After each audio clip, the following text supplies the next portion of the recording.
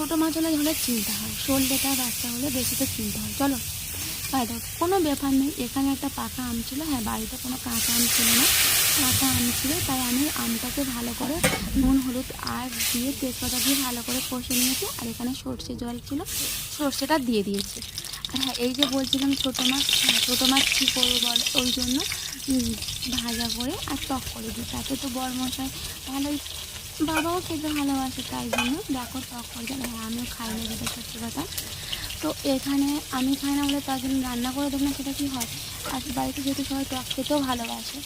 দেখো আমি সত্যি বলছি পাকাপাকি রান্নি আমি নই, আমি যেটুকু পারি তোমাদের সঙ্গে তুলে ধরি। দেখো 5-2 মিনিট বাদে আমি এসেছি, কত সুন্দর হয়েছে না তরকারিটা। আর হ্যাঁ ভালো টেস্ট হয়েছে, বড়মশাই বলছিল ভালোই হয়েছে পাকা আমের টকটা। আমি আগেও বলেছি ভালো রান্নি আমি নই, তো হ্যাঁ যেটুকু পারি তোমাদের সঙ্গে শেয়ার করি। কমেন্ট করে অবশ্যই বলবে কেমন হয়েছে।